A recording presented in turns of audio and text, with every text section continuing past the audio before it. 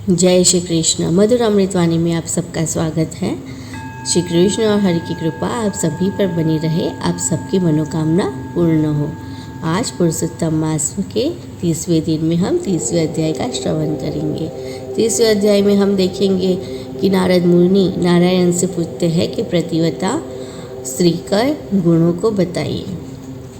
आगे कथा कहूँ उससे पहले आपने चैनल को सब्सक्राइब नहीं किया हो तो चैनल को सब्सक्राइब कर दीजिए। आगे के अध्याय में हमने देखा था कि कंदर्व अपने पाप कर्मों के कारण अगले जन्म में वानर का रूप लेता है और अपने पाप कर्मों को भोगता है और वानर का रूप लेता है। तब उससे अनजाने में ही पुरुषोत्तम मास के स्नान व्रत दान होता है और उससे वो वैकुंठ में गोलोक में आगे की कथा शुरू करते हैं। नारद जी बोले, हे तपोनिधि, तुमने पहले प्रतिव्रता स्त्री की प्रशंसा की, अब आप उसके सब लक्षणों को मुझसे कहिए।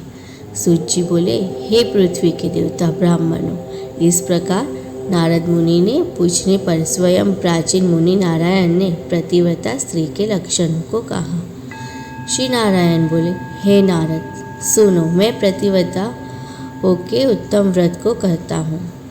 पति कुरूप हो, कुटिल व्यवहार वाला हो अथवा स्वरूपवान हो, रोगी हो, पिशाच हो, क्रोधी हो, मदपान करने वाला हो, मूर्ख हो, मूक हो, अंधा हो अथवा बधिर हो, भयंकर हो, द्रविद्र हो, कुपर्ण हो, निंदित हो, दीन हो, अन्य स्त्रियों में आसक्त हो, परंतु सती स्त्री सदा वाणी कर्म से पति का देवता के समान पूजन करे। कभी भी स्त्री पति के साथ कठोर व्यवहार नहीं करे। रूप यौवन से युक्त और गाने नाचने में होशियार होने पर भी अपने अनुरूप पुरुष को देखकर विकार को नहीं प्राप्त होती है। वह स्त्री सती है। स्वरूपवान, जवान, मनोहर, कामिनियों का प्रिय ऐसे पर पुरुष के मिलने पर भी जो स्त्री इच्छा नहीं करती है तो वह महासती कही गई है। प्रतिव्रताओं को पति के सिवाय दूसरा देवता, मनुष्य, गंधर्व भी प्रिय नहीं होता। इसलिए स्त्री अपने पति का अप्रिय कभी नहीं करे। जो पति के भोजन करने पर भोजन करती है, दुखित होने पर दुखित होती है, प्रसन्न होने पर प्रसन्न होती है, परदेश जाने पर मैले वस्त्रों को पहनती है, जो पति के सो जाने पर सोती है और पहले जागती है, जो दूसरे को चित्त से नहीं चाहती है, वह पतिव्रता स्त्री है। सास ससुर में भक्ति करती है और विशेष करके पति में भक्ति करती है। धर्म कार्य में अनुकूल रहती है। धन संचय में अनुकूल, गृह के कार्य में प्रतिदिन तत्पर रहने वाली है।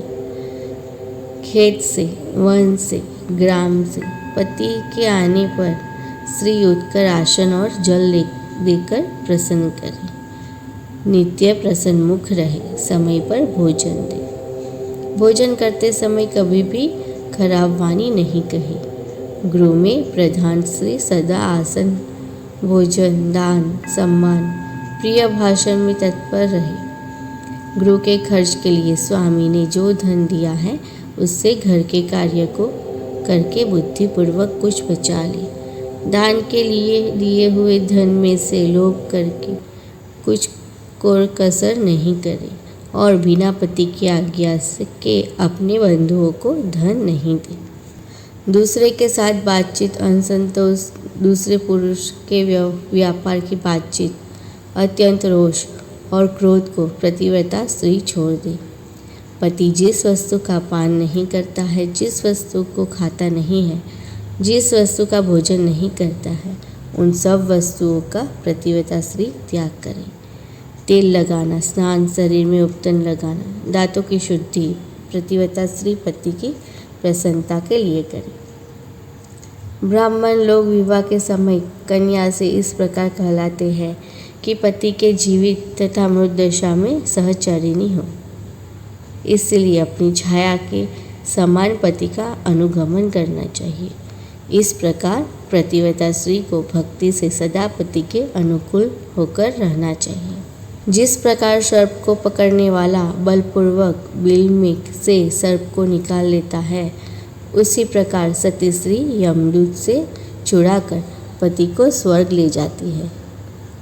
यमराज के दूत दूर से ही पतिव्रता स्त्री को देखकर पाप कर्म करने वाले भी उसके पति को छोड़कर भाग जाते हैं। जितनी अपने शरीर में रोम की संख्या है, उतने 10 कोटि वर्ष पर्यंत पतिव्रता स्त्री पति के साथ रमन करती हुई स्वर्ग सुख को भोगती है। श्री नारायण बोले, लोकों में तथा देवताओं में पति के समान कोई देवता नहीं है। जब पति प्रसन्न होते हैं तो समस्त मनोरथों को प्राप्त करती है। यदि पति कुपित होते हैं तो समस्त कामनाएं नष्ट हो जाती है। उस पति के सनातन विविध प्रकार के भोग, शैया, आसन, अद्भुत प्रकार के भोजन, वस्त्र, माला, सुगंधित पदार्थ और इस लोक तथा स्वर्गलोक में विविध प्रकार के यश मिलते हैं। इति श्री बृहन्नारायण पुराणे पुरुषोत्तम महात्म्ये 30वां अध्याय संपूर्ण। कल पुरुषोत्तम मास का आखिरी दिन है। मधुरामृत वाणी के साथ बने रहिएगा। जय श्री कृष्ण।